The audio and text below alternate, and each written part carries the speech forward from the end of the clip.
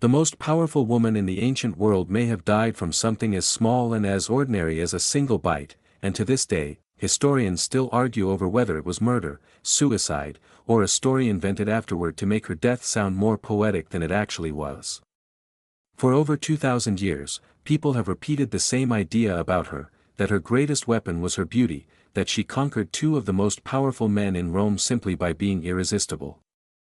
But look closer at the actual historical record, and a very different woman starts to emerge, one who spoke 9 languages fluently, who managed a kingdom's finances during a famine severe enough to threaten mass starvation, and who understood the political chessboard of the ancient Mediterranean better than almost anyone else alive at the time.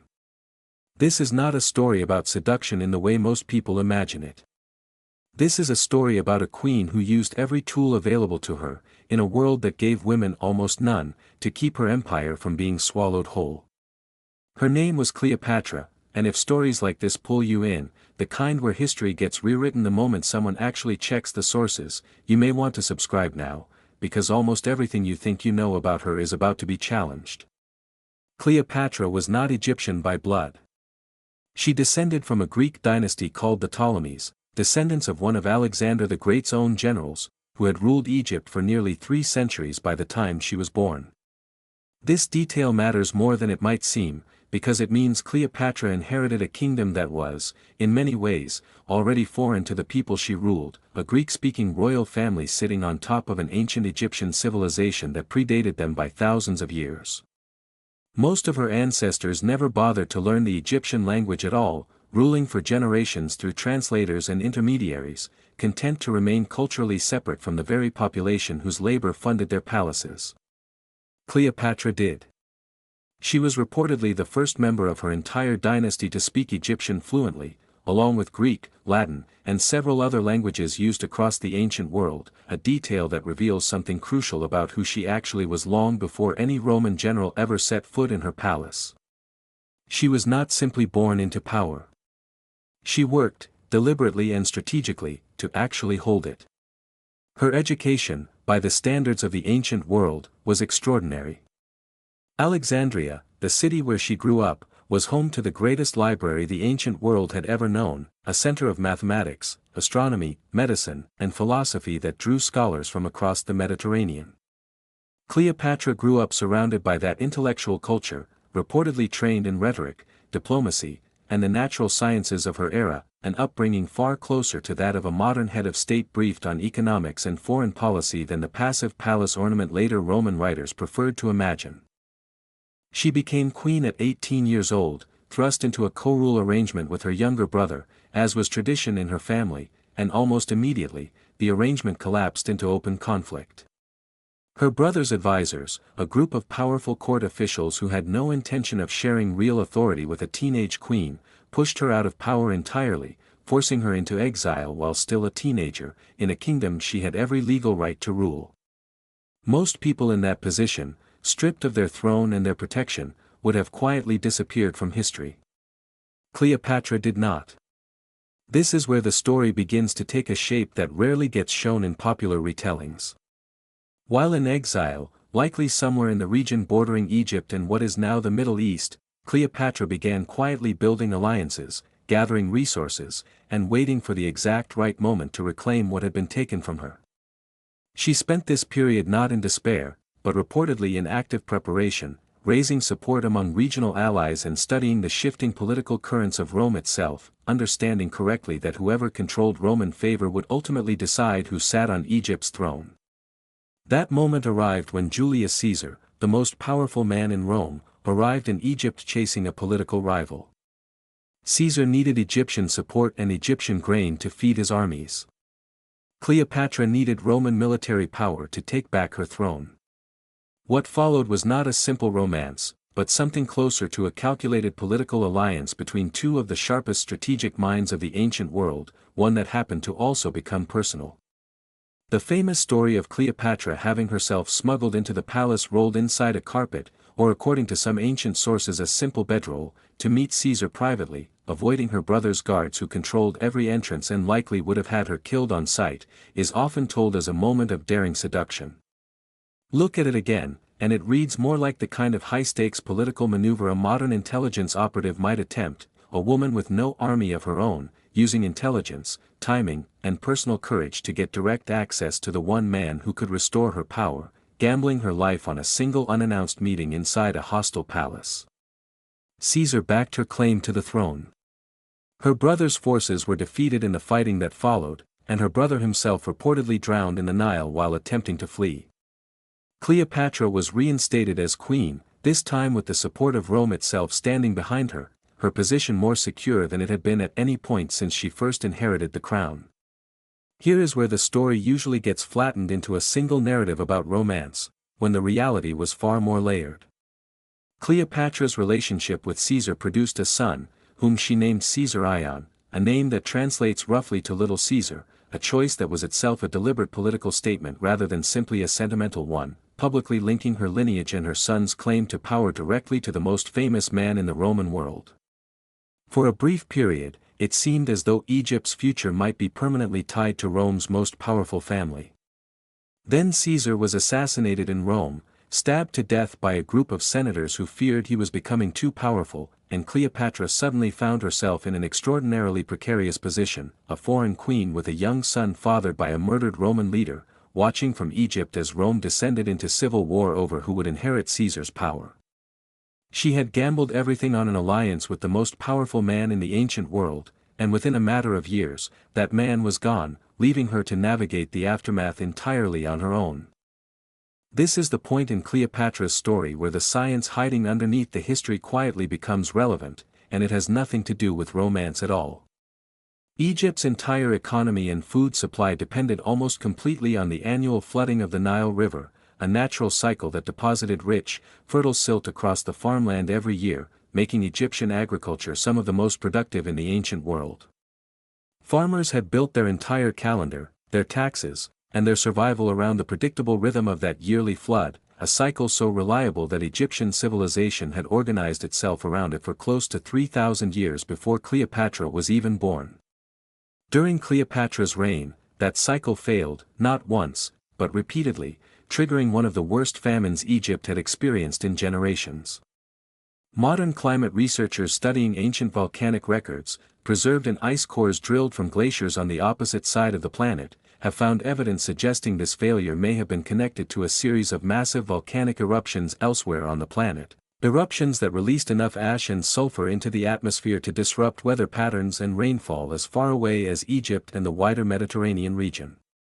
In other words, a volcano erupting thousands of miles away, in a location Cleopatra likely never even knew existed, may have directly caused the famine that nearly broke her kingdom. This detail changes the entire way this period of Cleopatra's rule should be understood. She was not simply managing court politics and foreign alliances. She was managing a kingdom on the edge of mass starvation, issuing royal decrees that prioritized grain distribution to her people over the royal treasury's own profits, an economic decision that historians studying surviving Egyptian records have pointed to as evidence of a genuinely competent administrator, not merely a politically convenient historical footnote wearing a crown. Surviving inscriptions from this period show her personally intervening in grain policy, overriding officials who wanted to protect royal revenue at the expense of a starving population. The famine was not her fault. Her handling of it, by the surviving evidence, appears to have been remarkably effective given circumstances almost no ruler of that era could have fully controlled. It was during this same turbulent period that Cleopatra formed her second major Roman alliance, this time with Mark Antony, one of the three men who now controlled Rome following Caesar's death, a triumvirate uneasily splitting power over the largest empire the ancient world had ever seen. Antony was assigned control over Rome's eastern territories, which brought him directly into contact with Egypt and, inevitably, with Cleopatra herself. Their relationship has been mythologized even more heavily than her earlier alliance with Caesar, often reduced in popular retellings to a tale of doomed romantic obsession. The historical reality suggests something more calculated on both sides. Antony needed Egyptian wealth and resources to fund his military campaigns eastward, particularly an ambitious and ultimately disastrous invasion he planned against the Parthian Empire. Cleopatra needed a powerful Roman ally to protect Egypt's independence from being absorbed entirely into an expanding Roman Empire that had already swallowed most of the Mediterranean world around her. Once again, personal connection and political necessity became almost impossible to separate from each other. Together, Cleopatra and Antony built a power base in the eastern Mediterranean substantial enough to genuinely threaten the political balance of Rome itself, a development that alarmed Antony's rival back in the capital, a young man named Octavian, who was also Julius Caesar's adopted heir. Octavian understood something important about Roman politics that he used ruthlessly, that Roman citizens could tolerate a general making questionable decisions abroad, but they could not easily tolerate the idea of a foreign queen holding real influence over Roman affairs. What followed was less a love story spiraling toward tragedy and more a full-scale political and propaganda war, one where Octavian deliberately painted Cleopatra to the Roman public as a foreign temptress who had corrupted a once loyal Roman general, transforming a complex geopolitical conflict into a simpler, more digestible narrative about a dangerous woman leading a good man astray. Roman poets and writers, many of them working directly under Octavian's patronage once he secured power, repeated and embellished this narrative for decades afterward, until the propaganda and the historical record became almost impossible to separate. That narrative worked so well, in fact, that it survived largely intact for the next 2,000 years, shaping nearly every retelling of Cleopatra's story that followed, embedded so deeply into Western culture that even now, most people picture her first as a seductress and only second, if at all, as the last independent ruler of one of the ancient world's great civilizations. The war between Octavian and the combined forces of Antony and Cleopatra ended in a decisive naval defeat at a battle called Actium, effectively ending any hope of maintaining Egyptian independence. What happened next has become one of the most retold death scenes in ancient history, and also one of the most disputed. According to the most common version passed down through Roman sources, written by authors working under Octavian's new regime, Cleopatra took her own life using the venomous bite of an asp, a small Egyptian snake, choosing death over the humiliation of being paraded through the streets of Rome as a captured enemy. And here is where the story takes its most surprising turn, the moment historians consider the real evidence-based twist buried underneath centuries of dramatic retelling. Modern toxicologists and historians who have closely examined the ancient accounts point out something that rarely makes it into popular versions of this story. A snake bite serious enough to guarantee a quick, painless death, as described in the classical sources, is biologically inconsistent with how Egyptian cobra venom, the most likely candidate species, actually behaves. Real snakebite deaths from that species tend to be slow, deeply painful, and unpredictable, sometimes taking hours and involving significant visible suffering, nothing like the calm, composed final scene described by ancient Roman writers, who conveniently were not present in the room and were relying entirely on second-hand accounts filtered through a political regime with every reason to romanticize the ending. Several modern historians now argue that Cleopatra more likely died from a prepared poison, something she may have studied and tested extensively in the years prior, according to surviving records suggesting she had a genuine scholarly interest in toxicology and had reportedly experimented with the effects of various poisons and antidotes on condemned prisoners, treating the subject with the same rigor a modern researcher might apply to a controlled study, testing dosage, onset time, and the physical symptoms each substance produced. That detail alone reframes everything. This was not a woman overcome by grief, reaching blindly for the nearest dramatic exit. This was, by the most credible modern interpretation, a calculated final decision made by someone who had spent her entire life engineering outcomes rather than surrendering to them, choosing the manner of her own death with the same deliberate precision she had once used to choose her political alliances.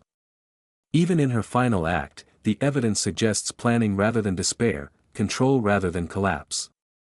There is something in this part of the story that quietly connects to something much smaller and more familiar in your own life today, if you slow down enough to notice it. Think about how often the full picture of a difficult decision gets flattened down into a single simple headline once other people start retelling it, a complicated choice reduced to a single dramatic sentence that leaves out every calculation, every risk, every reason that actually shaped it.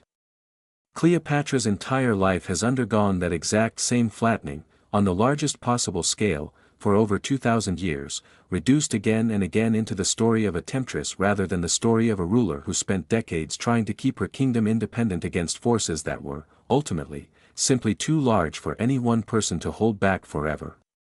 Think, too, about how easily a first impression, once repeated enough times by enough people, can quietly become accepted as fact. Somewhere between the first Roman poem written about her and the countless paintings, plays, and films that followed centuries later, the actual woman, fluent in 9 languages, capable of managing a famine, willing to study poison with scientific patience, simply got lost underneath a much simpler story that was easier to sell and easier to remember. It is worth asking how many other historical figures, particularly women who held real power in eras that were deeply uncomfortable with that idea, have quietly undergone the exact same kind of flattening, their competence traded for a simpler, more palatable narrative about beauty or seduction instead. Egypt fell to Roman control shortly after her death, becoming a Roman province rather than an independent kingdom for the first time in its long history, and in many ways, Cleopatra's death marked the symbolic end of the entire Hellenistic world that had existed since Alexander the Great's original conquest centuries earlier. She was, in that sense, not simply the last pharaoh of Egypt, but the final ruler of an entire era of ancient history, closing a chapter that had lasted for nearly 300 years under her own family's rule alone. Her son Caesar Ion, the boy whose very name had once been a political statement aimed directly at Rome, was executed shortly after her death on Octavian's orders, a decision reportedly influenced by the blunt political advice that having 2 Caesars alive at once was one Caesar too many. With his death, the last direct bloodline connecting Cleopatra to Julius Caesar was permanently erased, clearing the way for Octavian to consolidate his own power without any rival claim standing in his path. Octavian would go on to become Rome's first emperor, known to history as Augustus, and the Egypt he absorbed became one of the most valuable provinces in the entire Roman Empire, its grain shipments eventually feeding the city of Rome itself for centuries afterward, the same agricultural wealth Cleopatra had once fought desperately to protect during the famine years of her own reign, now flowing steadily into the hands of the empire that had ended her rule. Modern historians and archaeologists continue to search for her actual tomb, a location that remains one of the great unresolved mysteries of Egyptology, hidden somewhere along a coastline that has shifted dramatically due to earthquakes and rising sea levels over the past 2,000 years. Some researchers believe parts of her final palace complex may now sit beneath the waters of the Mediterranean itself, submerged and largely unexplored, an entire physical piece of her story literally hidden beneath the surface most people will never think to look beneath.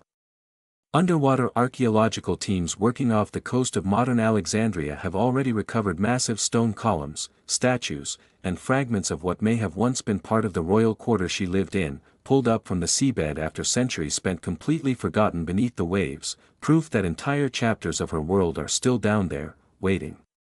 Maybe that is the detail worth carrying with you after everything else about this story fades. The next time you are near open water, a harbor, a coastline, even a still lake reflecting the sky above it, consider how much of what actually happened in history sits quietly beneath surfaces we assume are empty, waiting patiently for someone curious enough to look past the version of the story that was easiest to tell. Cleopatra spent her entire life being underestimated by men who assumed her only real power came from her appearance, and in the end, history repeated that same underestimation for 2,000 years after her death. She built alliances that reshaped the ancient world, kept her kingdom fed through a famine most rulers would not have survived, and, by the most credible evidence available, chose the manner of her own death with the same calculated precision she had used to navigate every crisis before it. None of that fit neatly into the story Rome wanted to tell about her, so for centuries, it simply wasn't told. The water along that ancient coastline has kept her true story hidden for centuries, calm and undisturbed on the surface, exactly the way the world once believed her to.